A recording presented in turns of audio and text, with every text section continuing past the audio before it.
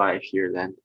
Uh, three, two, one. All right. I think I Joe think Rogan, Joe Rogan model, 3, 2, 1. yeah, three, We're two, one. live. Joe Rogan style. Let's do it. Yeah. All right. I think we're live, Vladimir. So we can start our conversation this morning. Hopefully, we'll have some good things to talk about for our YouTube fellows out there. And you're gonna start with the poem, right? Yeah. It's The Garden of Proserpine by Algernon Swinburne. Nice. Kind of long poem, but anyway, take patience. All right. I'm gonna. And you just memorized this past week. No. I memorized it a few years ago, and I actually was studying it in 12 approaches. I mean, it was like there are 12 chunks, and every day I studied just one chunk for 12 days. But Okay. last week I just I memorized 2 years ago, then I forgot about it, and now Yeah. I relearned it. Are you gonna do all 12 chunks now? Yeah, it's like 5 minutes, no more. All right, let's do it. Let's do it, Vladimir. All right, so here where the world is quiet, here where all trouble seems, that winds and spent waves ride, in doubtful dreams of dreams. I watch the green field growing, for reaping folk and sowing, for harvest time and mowing, a sleepy world of streams. I'm tired of tears and laughter, and men that laugh and weep, of what may come hereafter, for men that sow to reap. I'm weary of days and hours, blown buds of barren flowers, desires, dreams, and powers, and everything but sleep. Here, life has death for a neighbor, and far from eye or ear, one waves and wet winds labor, weak ships and spirits steer. They drive adrift and wither, they wot not who make thither, but no such winds blow hither, and no such things grow here. No growth of myrrh or coppice, nor heather flowers or wine, but bloomless buds of poppies, green grapes of proserpine, pale beds of blowing rushes where no leaf blooms or blushes, save these whereout she crushes, for dead men deadly wine. Pale, without name or number, in fruitless fields of corn, they bow themselves to slumber, all night till light is born, and like a soul belated in heaven and hell unmated by cloud or mist abated comes darkness out of morn.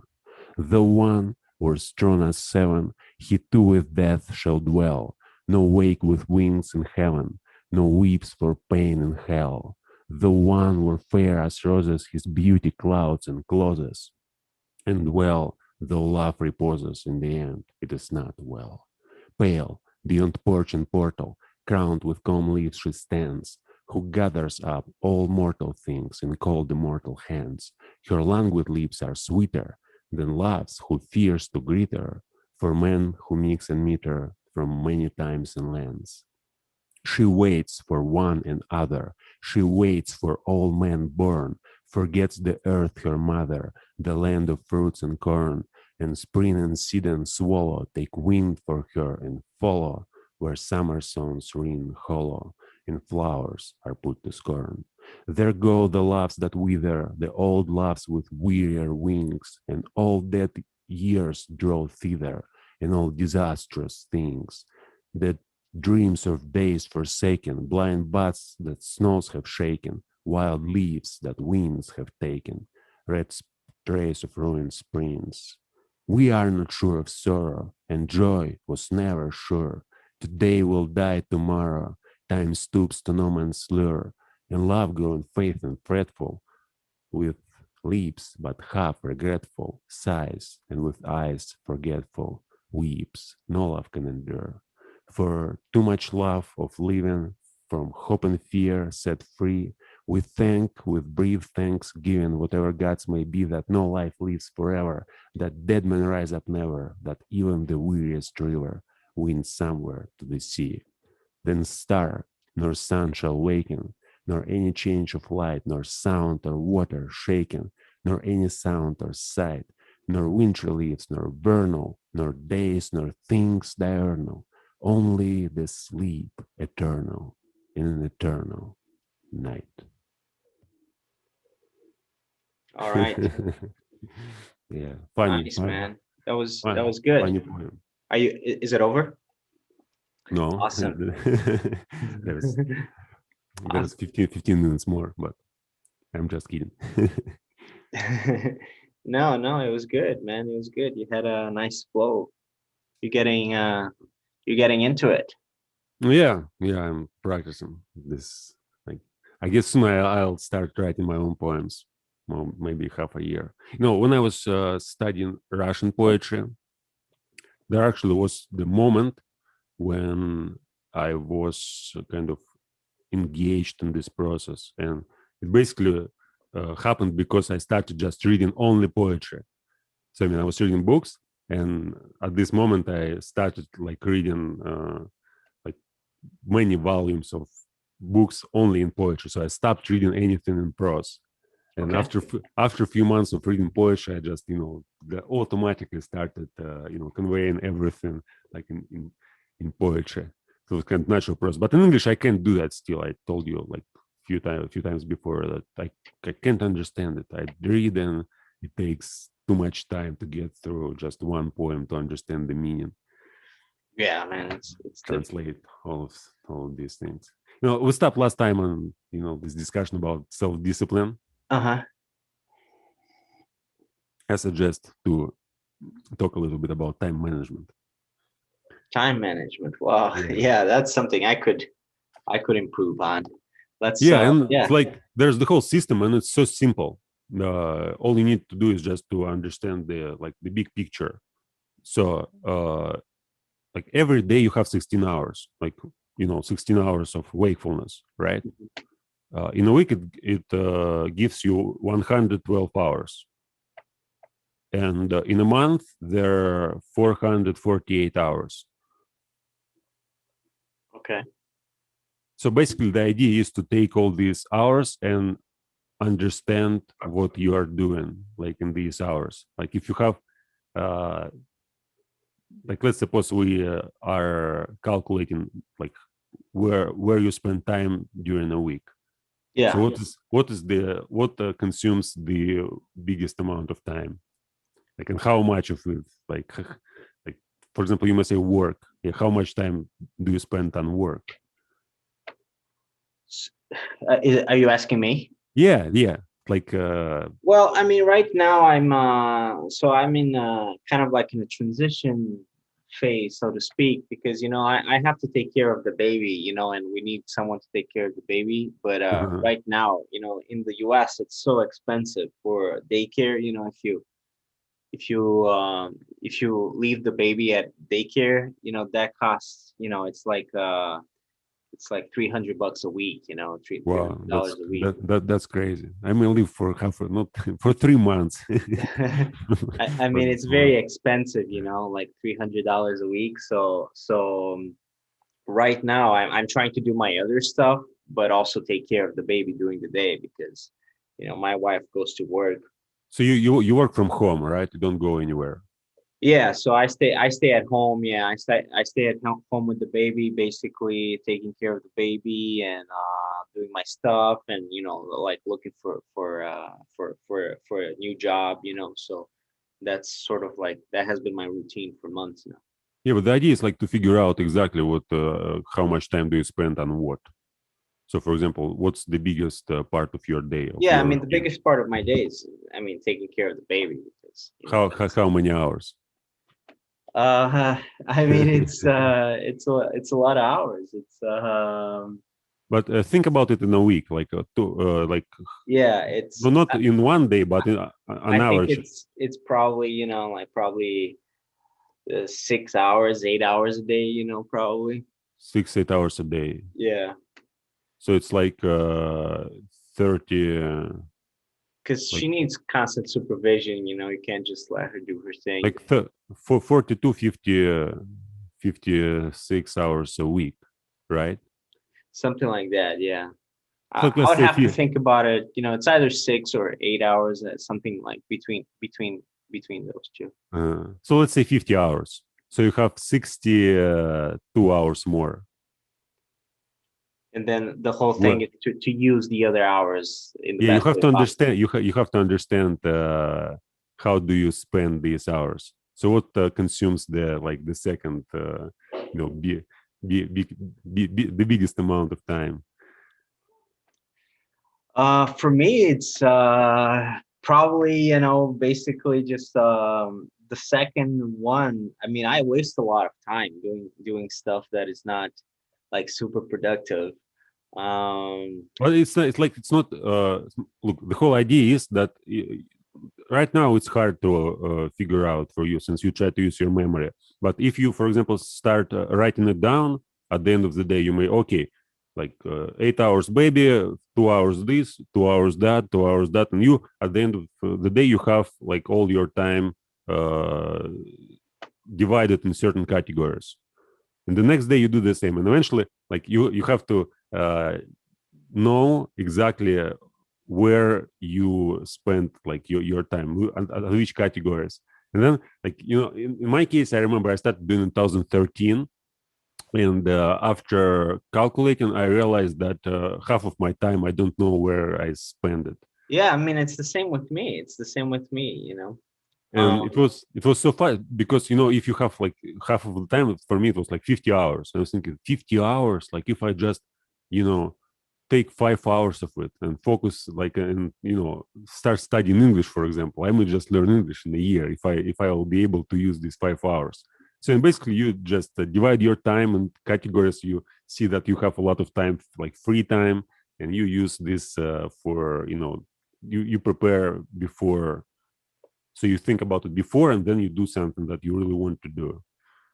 But the whole idea is again just to understand that you have 112 hours in a week, and you consciously like you are aware only of like half of this time or 3/3 of yes, this time yeah, yeah. before. It's so yeah. I mean, that's very interesting. So it's about being very conscious about like where you're putting your time and Yeah, and like what and one using one it hour 1 hour you best. spend 1 hour you spend talking to me, like 2 hours you spend on Friday conversation.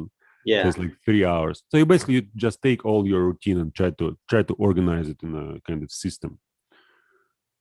How does that work for you? Have you been able to systemize it pretty well? You still do this? Do you still separate your days in terms of hours and you can follow through with it? Or right now I don't do that, but I know like basically I know like 3 4 directions in which I'm working, and most of my time is consumed by doing certain activity related to these directions. But when I was doing it, like when I started doing it 2013 14 15, like for during 3 years I reached the point when I could organize almost like 80% of my time.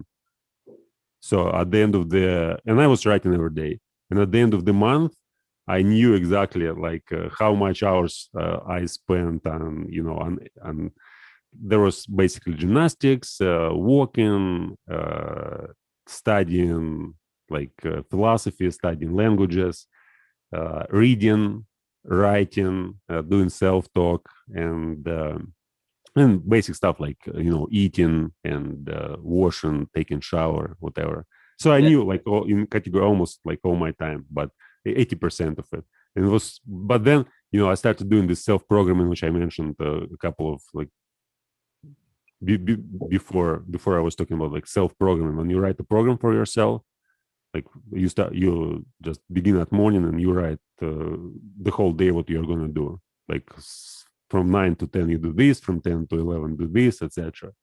Then I was kind of overwhelmed by this self management, time management, and Was that later I yeah was that later too I much?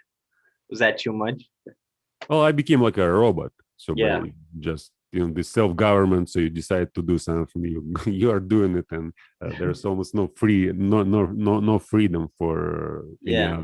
any other activities. When there's something new, it takes a lot of effort to bring some new activities since everything already divided between other activities. But it's like, just to try it and see how it works. It's really fun, and it creates certain mood. When you start doing that, you basically find yourself knowing nothing about what you're doing, and then it's like, I know a little bit more, and then there's certain energy which emerges out of like this process of studying yourself, and then it may be very interesting. I mean, you may try it. Just at the end of the day, think about how, like, not about everything. The whole idea is like you have to divide your routine in basic categories. Again, caring for a baby, preparing for philosophy club, reading, writing, if you do something like that, walking, and then at least like 8-10 hours. Yeah, no, that's a good idea. That might help me organize things a little bit better. Yeah, but the problem, you can do it in your mind. So you have to use something. You have to use either computer, write it down, or you have to use paper, notebook. Yeah, I'll use paper because I don't like writing stuff down on the computer. I prefer to write it on paper. Yeah, for me it also work pretty badly. Okay, I can't organize. I know it's like, in some sense it's more no, it's kind of more sufficient, since you may get the access to information instantly. Like if you have one file and there's like everything in this file, and you may, in a computer, you may just type certain like keywords, and You'll get it. immediately get access to the information. Whereas if you need to remember something that you wrote in one journal, you just need to look through the whole journal, and it takes more time, more consuming. But I just like to write down, like, use a pen and paper. Yeah, I don't really like I don't like to write stuff on the computer. I hate it. So I mean, if I have to, I'll do it. But yeah, pen and paper, that's really the way I like to do things. Okay, can we talk about the last conversation about language? Yeah. So I'd like to ask you, like, did you have some new thoughts after the conversation? Maybe get some. Yeah, and if you listen to this and you haven't seen the conversation we're talking about here, we last week we do every week, we do on Fridays, we do a conversation about a different topic, and last Friday we talked about language. So that's what Vladimir is asking about. If I had any thoughts, yeah, I mean, I thought about the conversation. I wouldn't say that I had any like new thoughts that let me see if I have the paper here, because I did write down my notes. Just one second. Okay.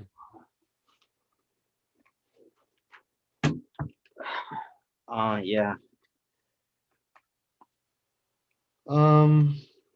No, I mean, I didn't have any like new ideas that I didn't communicate with you guys on Friday.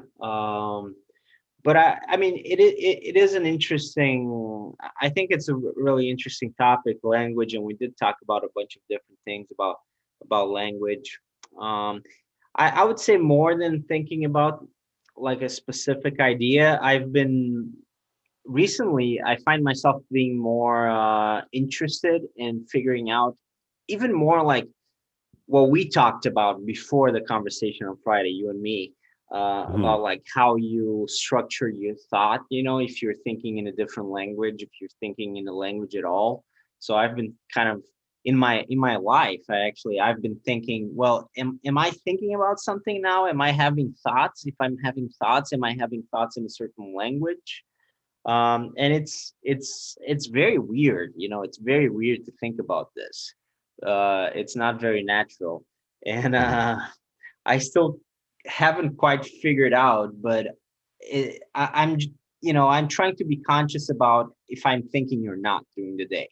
So like paying attention to your stream of consciousness, right? Are you talking about? Yes, kind of like trying to pay attention, trying to figure out as well what language I use, or if I use language at all when I'm thinking.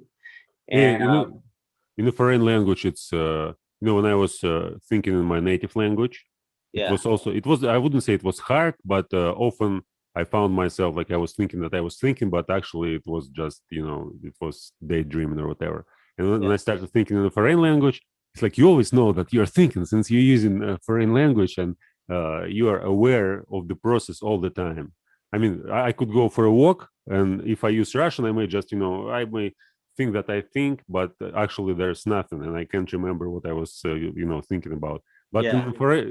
in English, whenever I think, I know it's like I use English words, and I try to make sense out of my perceptions, out of some ideas. Try to, even when I reflect on some past events or try to imagine something in the future. So it's all about like using the language to focus your attention and thinking process. I mean, I think I mostly use English, but still, it's kind of hard for me to tell like what's going on exactly. I found myself, I don't know if I did this before a lot or not, but these days I find myself like having a lot of self talks, like, Mhm. and I think about you, I think about, Vladimir and his self talks, and I kind of like talk to myself. I'm like a crazy person talking to myself like on the Why crazy? call. It's Yeah, great. yeah. Actually, you may type on YouTube. There are lots of lectures dedicated to this subject, self-talk, Oh, really? and yeah, I may share with you some. It's more like spiritual content, so the Oh, people tell, spiritual. yeah, Yeah, how I've been doing some self talk. I usually have self talks about stupid things, have a but try to record them like video no, or no, no, no. I, why I not? I've, Why I've not? been Why not? I've been That's doing I've been doing this mostly like while I'm driving, like this weekend while I was driving places. well, still may take a tape recorder and just start, recording and then listen. It's so funny. Listen then. The But it was problem is it was you not shouldn't. interesting. It was I It have doesn't self matter. talks about stupid things. It doesn't matter. It's like the last time you said that you hate listening to yourself. Yeah. There's some negative perception, but Hmm. I guess it comes from identifying with whatever you say. And the thing is to learn how to not identify with whatever you say. So it's like it's just a stream of consciousness. It's you, it's real, it's your thoughts. And as soon as you attach to them, you just, you try to evaluate, you try to judge, and it doesn't work. But as soon as you stop, you just allow yourself to think whatever there is. It's so fun, it's so fascinating. You're not you're no more dependent on what you say at what you think. Well, it may at some point, of course, it may lead to some, you may really get crazy just by talking endlessly some meaningless shit. That's how it But starts. yeah, That's how it starts. if you have some element of control, so if you're aware of what you're saying, you kind of learn what's here.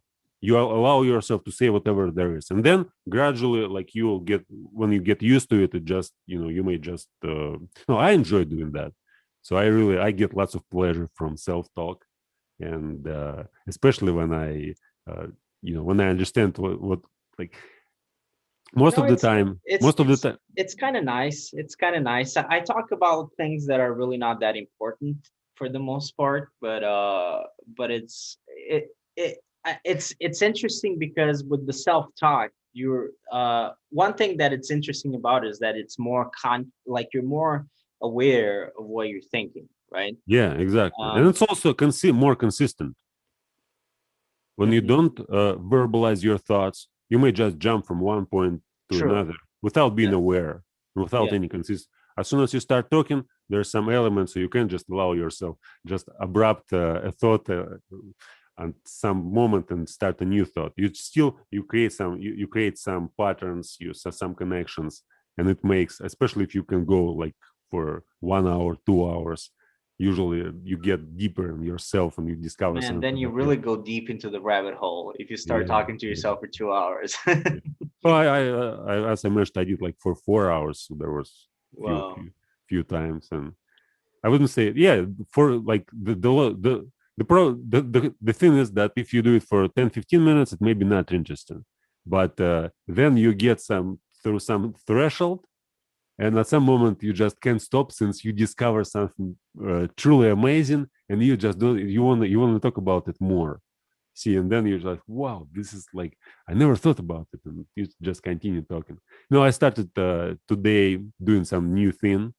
I took this Zoom Hmm. and I recorded the stream of like I usually study one concept a week. This week I'm studying the concept of leisure, and I started recording the process of studying. So basically, the screen on the internet, and I'm just talking how it's like what I'm studying.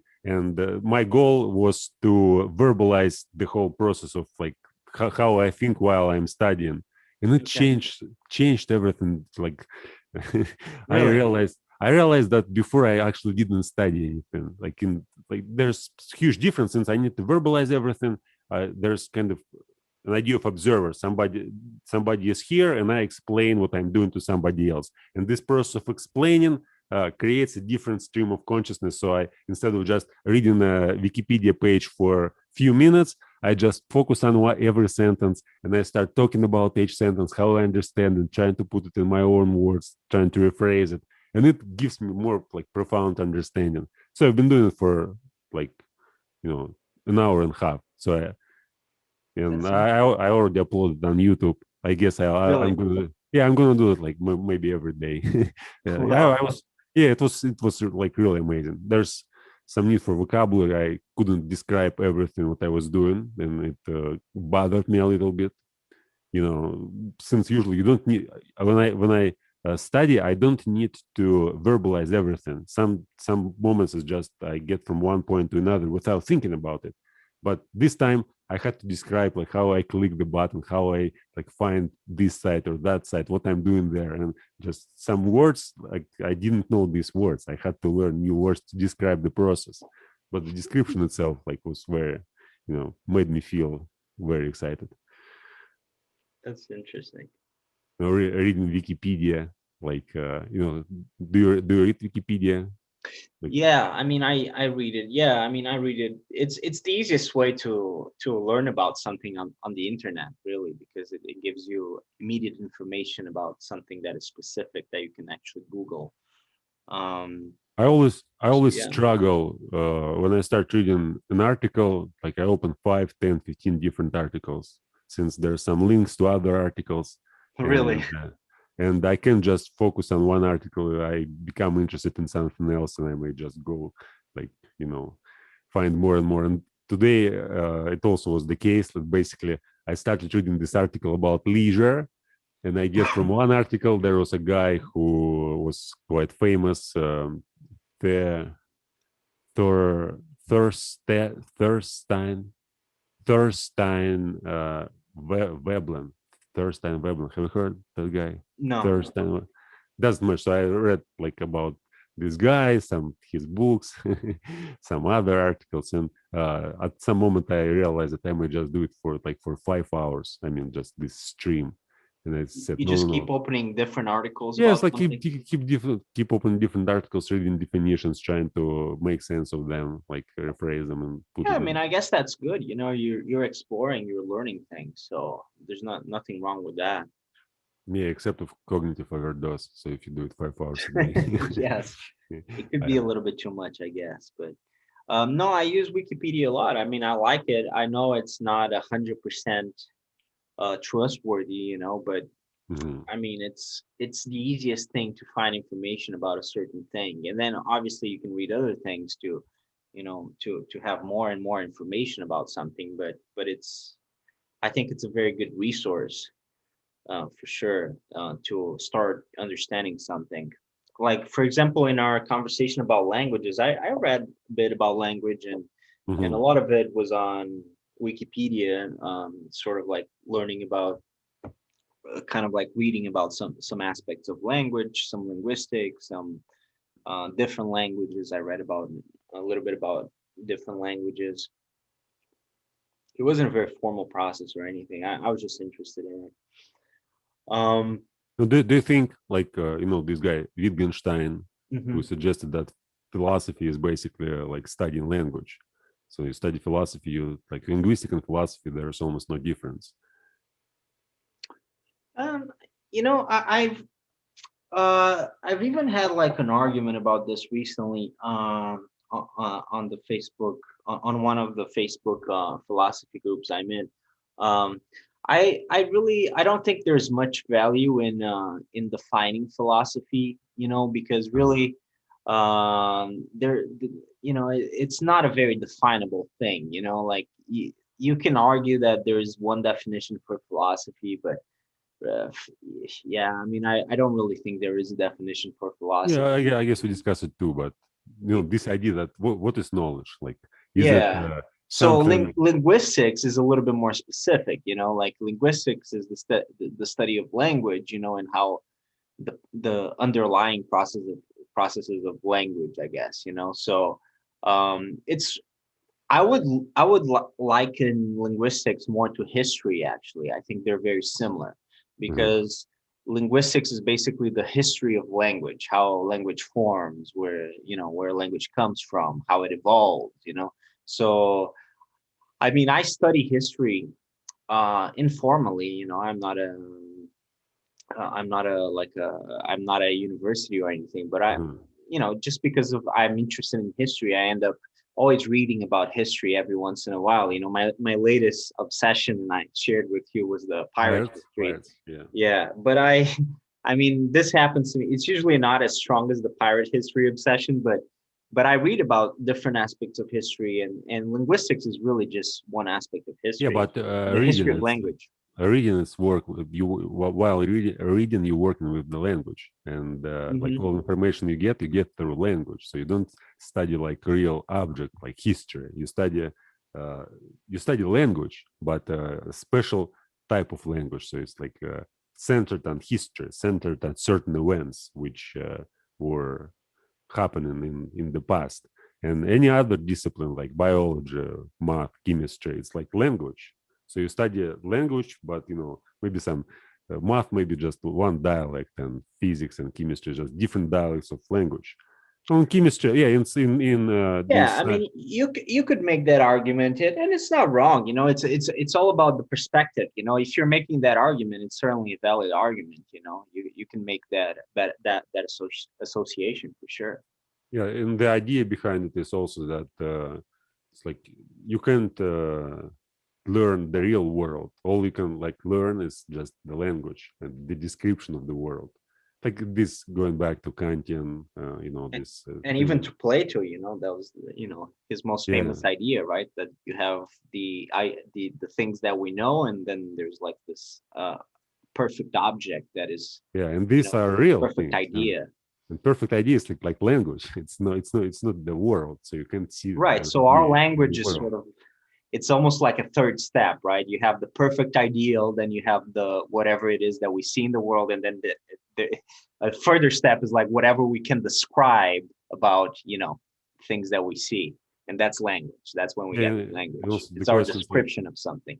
Like when I what say deer, I'm describing something, and it's not the actual deer, right?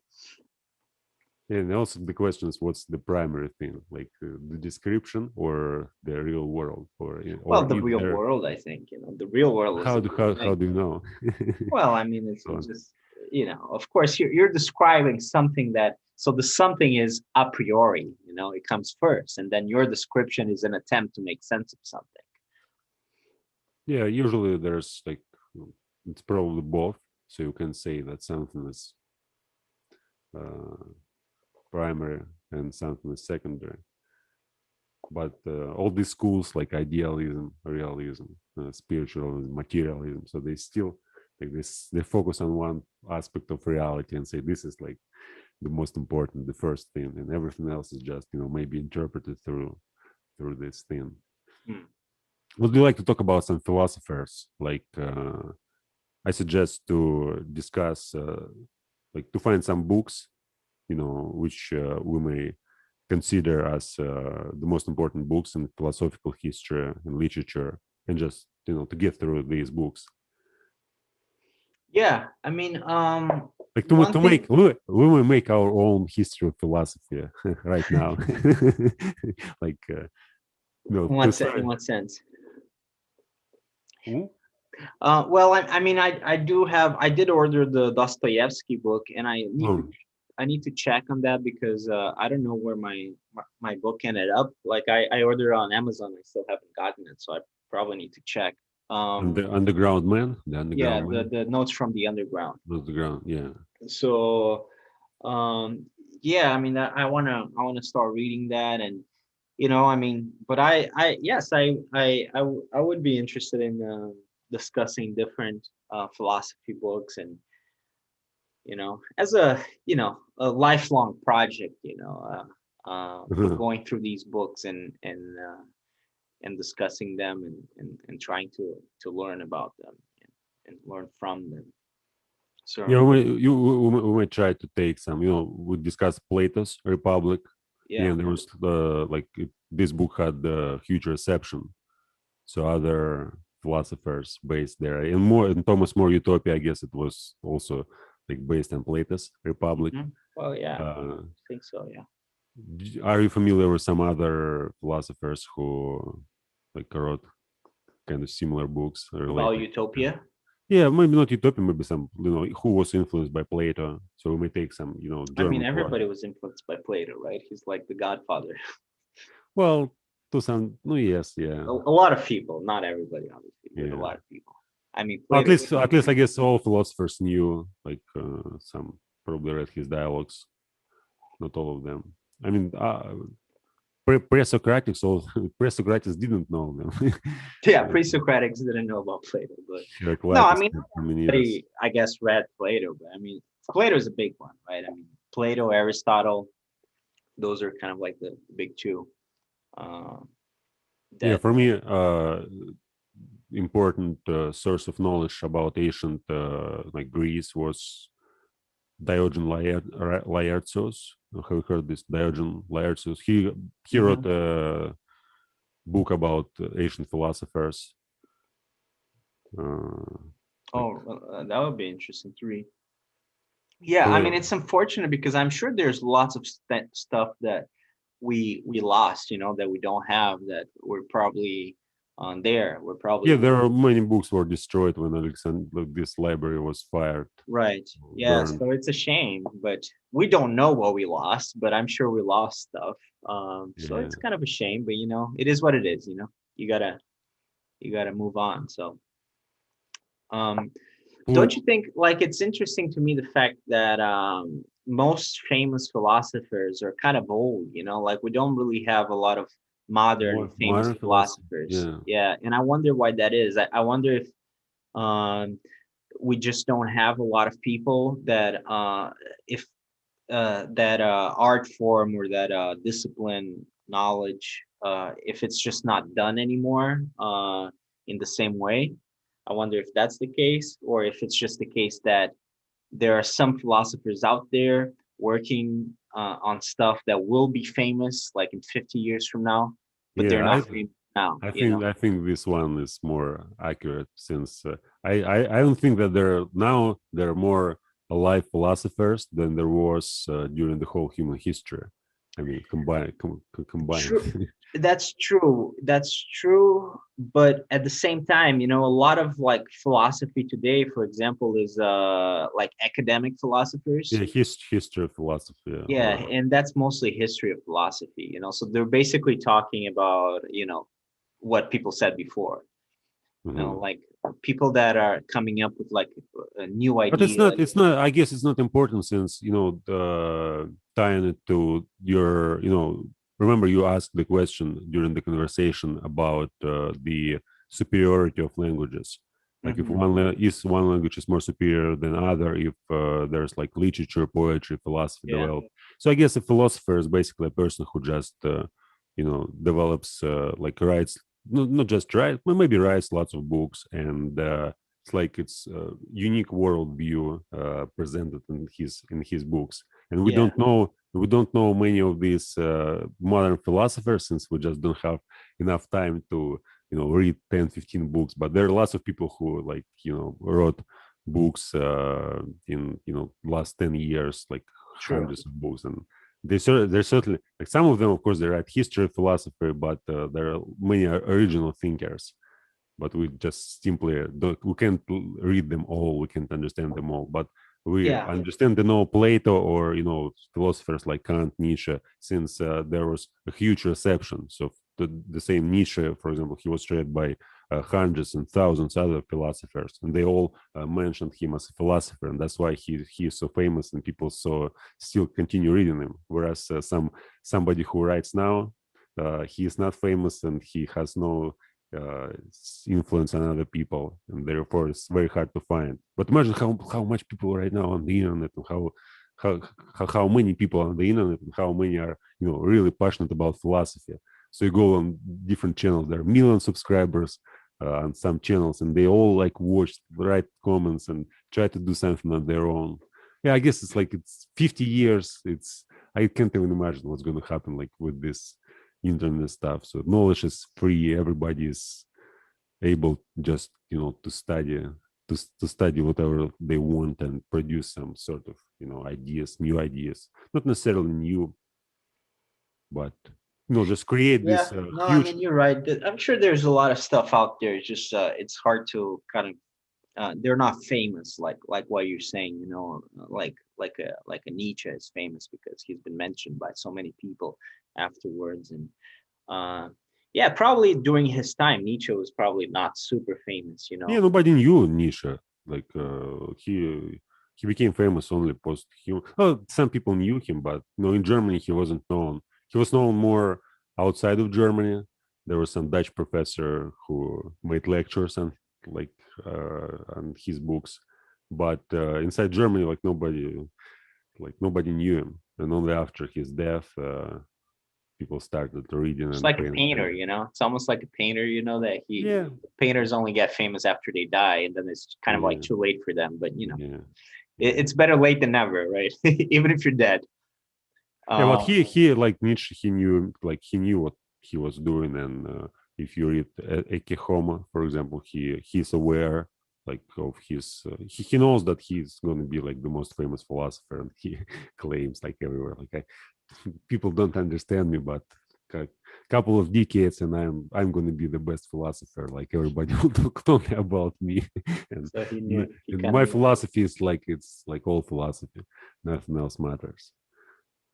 And yeah, I guess Um, it's mostly about like not people, it's about like what you're doing.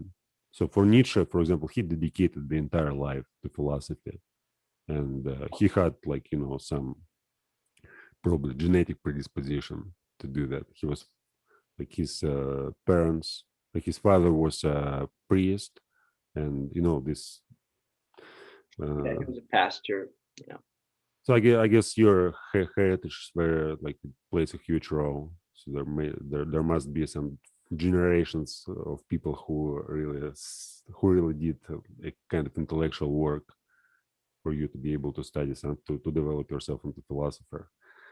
But now, like, once again, like we have like, enormous amount of people who do that, and the competition is so high. And I would like to live like the next 100 years and to see like the greatest philosophers of our time since.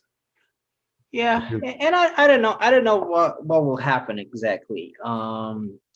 But we can just do like what it's a personal journey at the end of the day. You know, you Yeah, I try. guess our club here is going to be developed at some kind of Platonic academy, and Well, yeah. we do what we can. You know, we do what we can. But it is nice to.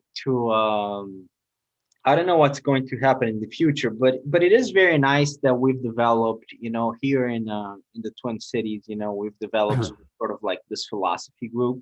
Mhm. Uh, and again, it depends on what you mean by philosophy. You can even say it's not really philosophy, or you can say it's very much philosophy.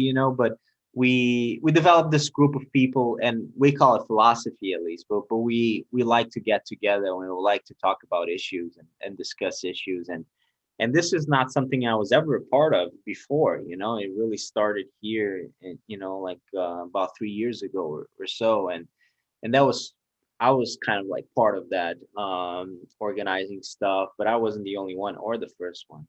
And we started creating these meetings and stuff, and it's very refreshing to be able to be a part of a community that gets together to discuss things. Mhm. To have intellectual conversations, philosophical conversations, and discuss books and all that sort of stuff. And I was kind of like looking for that my whole life in a sense, but I never found it. And nowadays, with the tools that we have, like here, a big one was meetup.com, which is a website. I don't know if you have it there, No, I don't have. but it's a website that basically you join this website and you can join groups or you can create your Mm-hmm. own group, and basically you should check it, check to see Meet.com? meetup, meetup.com, Meetup. meetup.com, because that would be very useful for you. Mm-hmm. And basically, yeah, you basically you create these groups and people check, well, what are the groups in my area? And this is very active in the Twin Cities. Before the pandemic, meetup.com had a lot of people, Mm-hmm. so people would go and seek a group that they are interested in, and they would join the group, they would go to the meetings. And we had some philosophy groups, the one I organized was one of the biggest ones, but there was a couple others. So And did you organize this group through this site meetup.com? personally, I was part of meetup.com, Uh-huh. but I kind of did it in a more organic way. I got some friends together Uh-huh. and we started it. Uh-huh. And then afterwards, I put it on meetup.com. But by the time I put it on meetup.com, it was a combination of like my friends and also Uh-huh. the people that were already part of the philosophy community had heard about us and joined us. So we kind of like became part of the philosophy community. So it was a little bit more organic, to be honest, in my Uh-huh. case.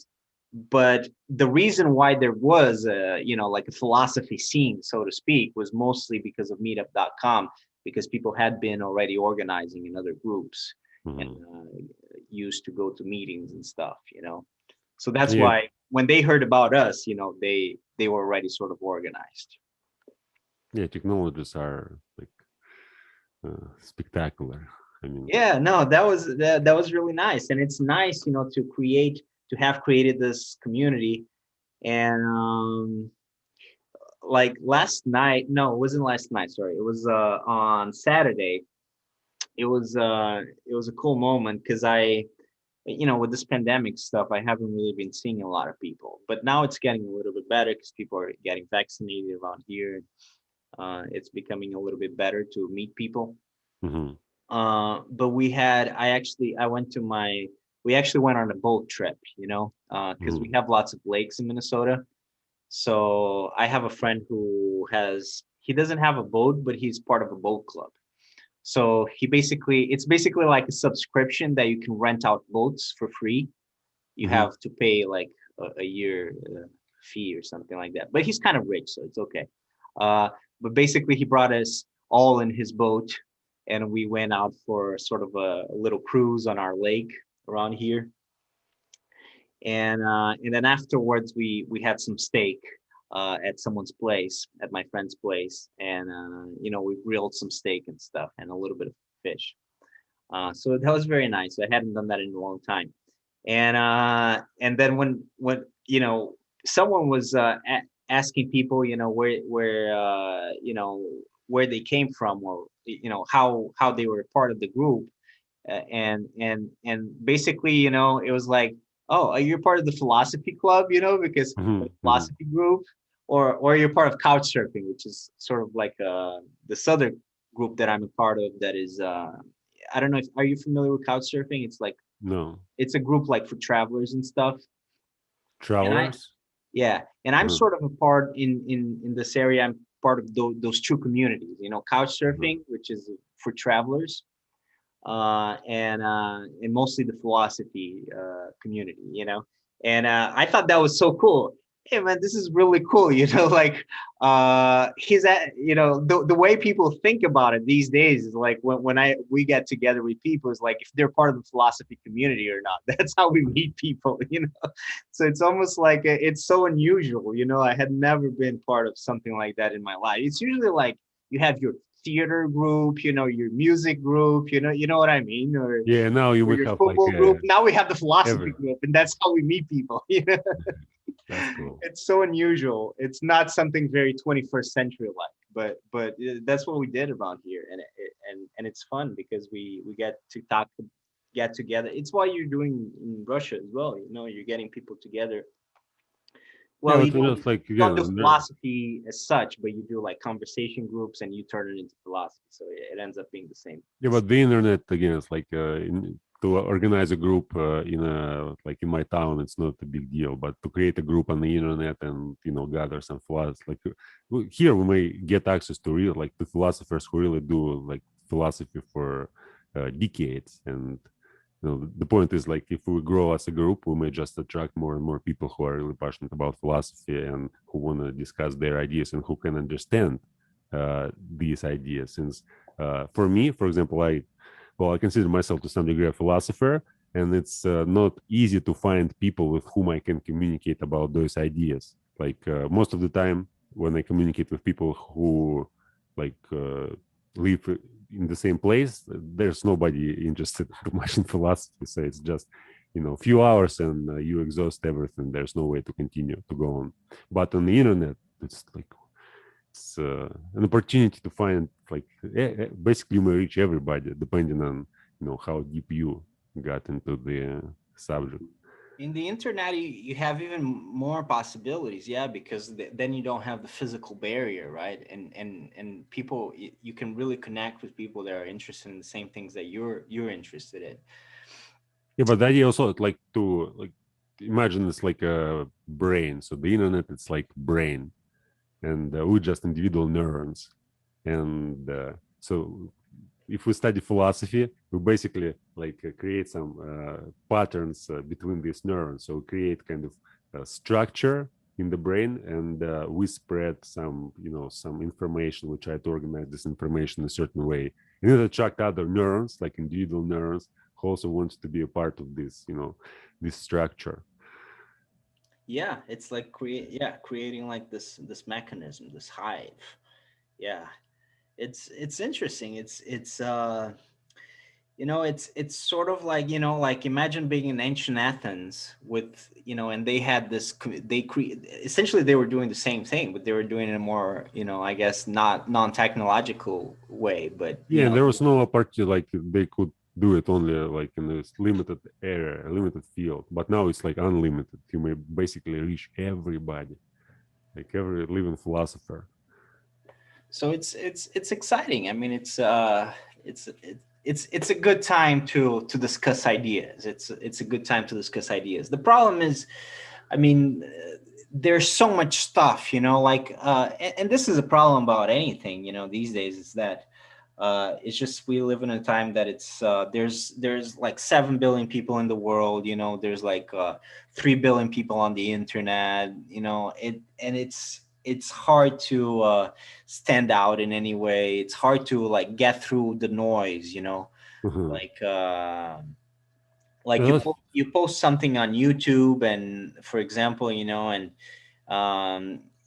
most likely, nobody's gonna see what you post, because you have like uh, an algorithm, and you have like 3 billion things being posted on YouTube, so it's hard to get through the noise in the sense, but I mean, you have there are opportunities, but yeah, it's kind of like difficult to get through the noise. yeah, but it's good that it's difficult. I mean, if it was easy, everybody could do that, and it made little sense. But since it's difficult, it makes you, more, engaged and motivated. Now, I Yeah, like to do some difficult things. I mean, for me, like I don't like to do easy things. So if it's difficult, oh, that's a task for me. I want to do that. that's the And if it's some Kennedy. easy, if everybody might do that, oh, who cares about? That's the Kennedy mentality, like there's this famous speech by JFK, Kennedy? by Yeah, John Kennedy. I wish only his presidential speech, 63, I guess, Well, the what 1963. I his most famous, well, there's two things that he said that became really famous. One thing is, ask not what your country can do for you, ask Oh what you yeah, can do for your I heard country. it. What you can do for your country, yeah. That is okay, but really the other one is more. I like it more. We do this not because it's easy. We do this because it's hard. You know. Uh-huh. So Yeah, that was what you're saying now. yeah, I understand. I can tell you one more thing which he is famous for, and I learned it last week when I studied irony. What is it? It's actually written on Wikipedia about this like irony when you read this concept. So he said that people from Dallas hate me or something like that. A few seconds before he was killed. Oh, Like, really? yeah, Oh boy, that's there was bad. there was That's a not a good conversation. one. There was a conversation between him and some some girl or woman, whatever, and she tried to say no. It's like they love you, and he said no, they hate me, and then he was. He was right. He was a smart guy. Yeah, it was like Wikipedia thinks it's kind of ironic. Well, it's a little bit ironic, but Yeah, it's a shame. I mean, yeah. he was a pretty good president. Maybe things would have worked out in a different way, but probably not. I mean, it's Yeah, all. I guess I even repeated this the first statement which you described. Like in my community, I also tell people like it's like your community, do something for it, not ask like what the community may do for you. It's also a good one. Yeah, he had some very quotable speeches, I guess. Yeah, I actually was studying December, so I had an idea to study public speaking, and I got through 40 speeches. Like there were all U.S. presidents from Truman to Trump, and I watched all of them, Oh wow, uh, that's analyzed them, wrote comments, trying to figure out. And there's some patterns which I've noticed. Like first, they all were reading from paper, and since Bush, they started, talking. And Kennedy was very well, not Kennedy, but this guy. Clinton, yeah, Clinton was like one of the first who like didn't use a paper, and it immediately made such a big difference. Like Reagan reading from paper and slow and it's not inspiring, and Kennedy just looking at the camera and just talking. It's like, and then after that, everybody started memorizing their speeches before they all had to read from a paper. But yeah, anyways, like yeah. this public It's speaking impressive study. how they can memorize some of those speeches. I don't know how they do it exactly. I mean, it's, I mean, Trump was sort of like all over the place. I don't think he memorized much. He was just Yeah, but improvised. what I think he improvised most of the time. Trump. in the speech? Yeah, I think so. I'm not I sure. I think no. I think he memorized as well. It was You think very so? well.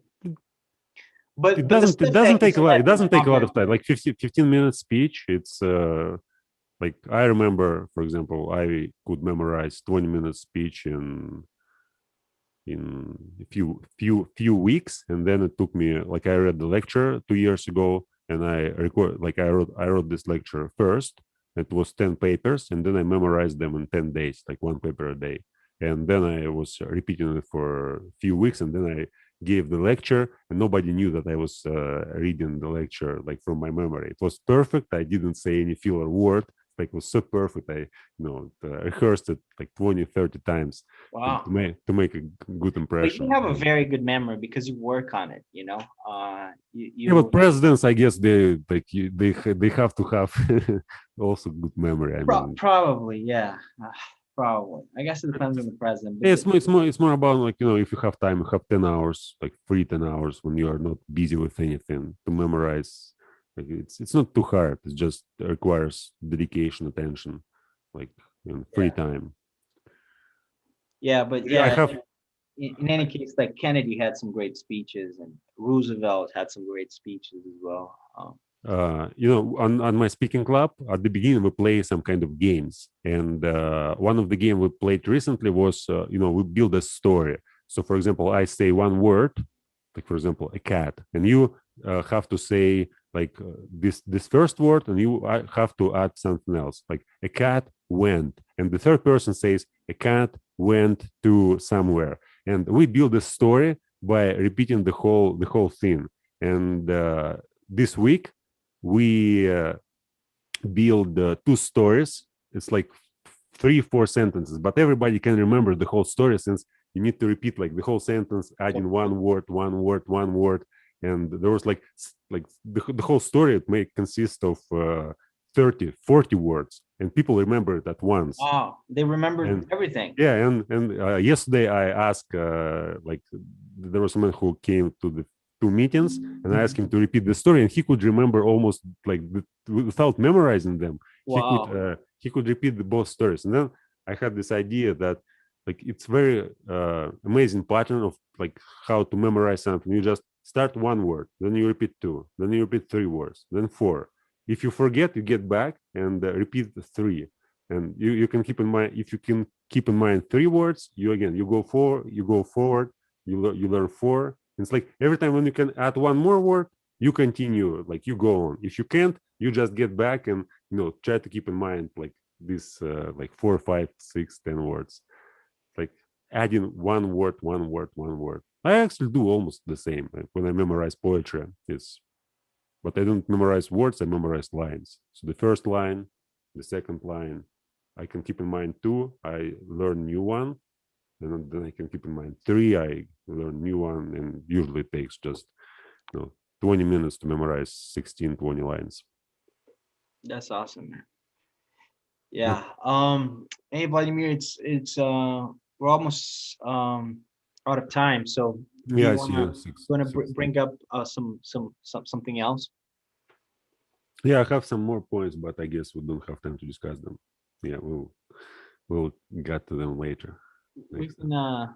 we can do them next week if you want. But it was yeah, man, it's a good conversation. I'll try to use some of the the Time point, management, time yeah, management the stuff. pointers you gave me about the time management, the way we start the conversation. Those are some good ideas. I'm gonna try to incorporate some of them Good, into my day-to-day life. good. Okay. Do you have any final reflections that you want to share with people? Or that's Well, I don't know. It's like what don't what have are what are, yeah, what is the what are you gonna study this week? leisure. Leisure.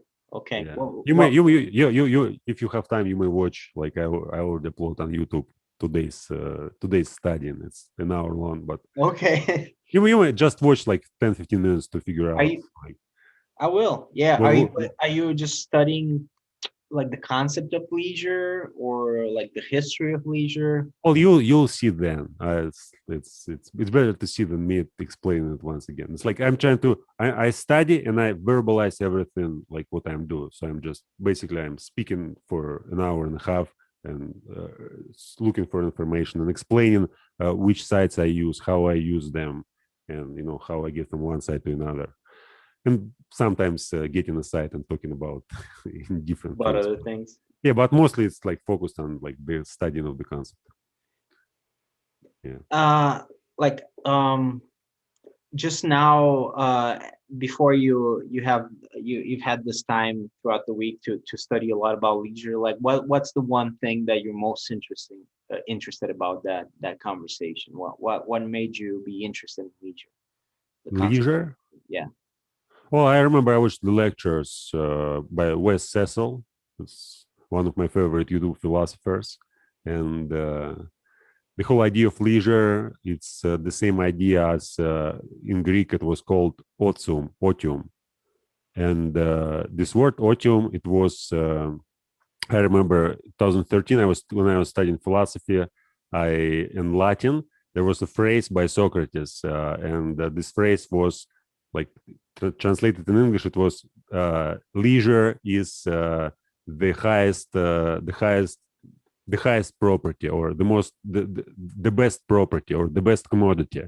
And I was like thinking about it that time, like what did it mean, like the best commodity?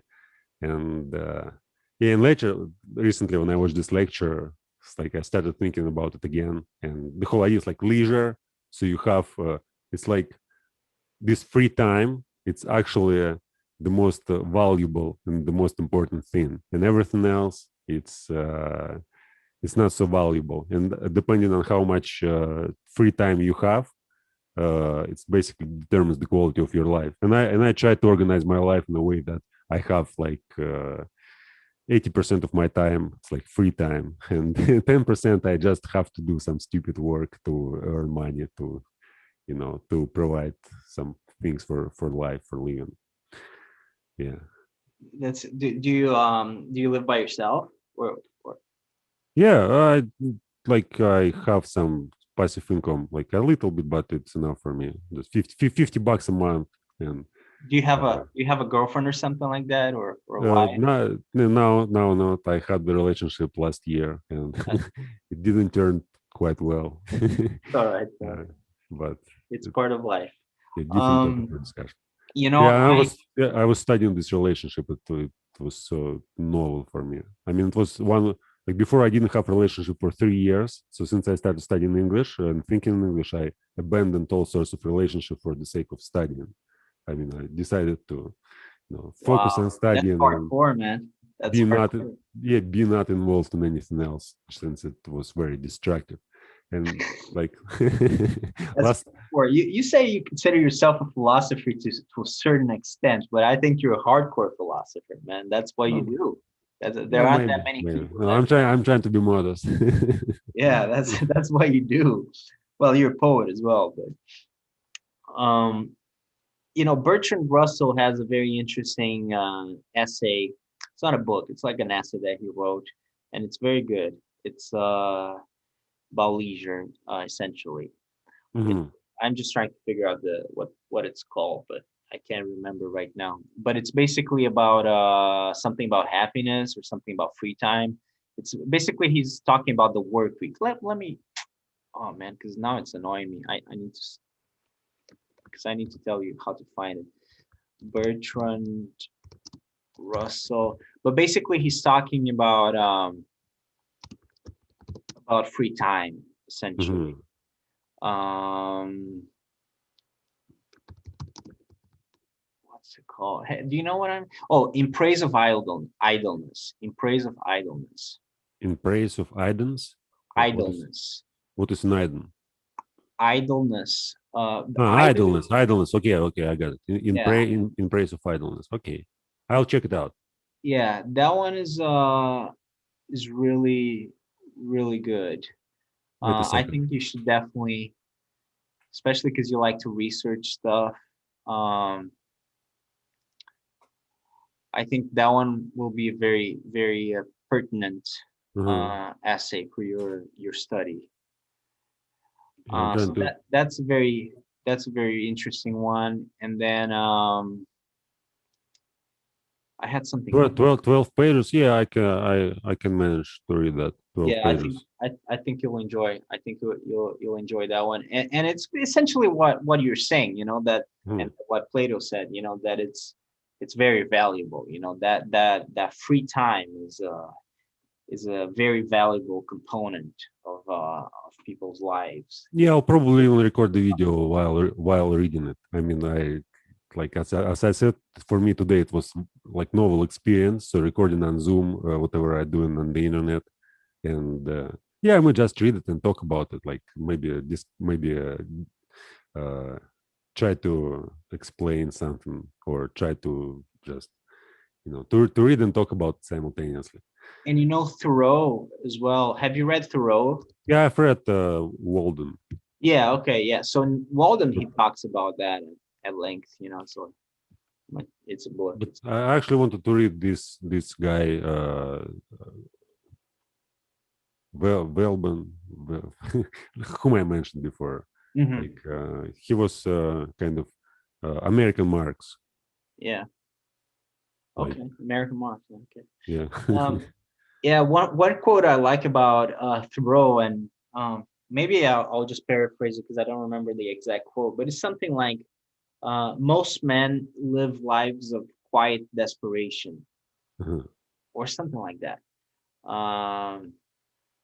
But it's powerful, man. Just think about it. It's true. It's something like that. Most men live lives of quiet desperation, and essentially it's yeah, he's talking about how people just most men have to live lives that they don't really want to live, and they don't have the possibility of having this leisure time to actually pursue what they want to pursue. Yeah, I think it's here. Yeah. It's a human lot. Yeah, he said the mass of men live lives of quiet desperation. And Walden was basically about him saying, I'm gonna do my own thing. I'm not gonna live a life of quiet desperation. I'm gonna live a great life, and then it's my thing. Love it or hate it, and I'm gonna write a book about it. Yeah, I guess I'm doing the same for like Yeah, you're since like a since the time when I started writing my journal, like you're a since modern day Thoreau, since basically. 2008. No, not Thoreau, but maybe Except you somebody don't live else. in a little I cabin. don't want to be compared with anybody. I'm just No, new you're Vladimir. new philosopher. Yeah. You're the most Thoreau person I know. So there are certainly some similarities. All right. So I guess this is the time to say, Bye this. Yeah, and ask people to subscribe and likes and all this stuff. and all this stuff. All right, Vladimir, it was really nice having this conversation with you, and I hope you You have a good too. week, man. And we'll talk on Friday Yeah. See you on for Friday. podcast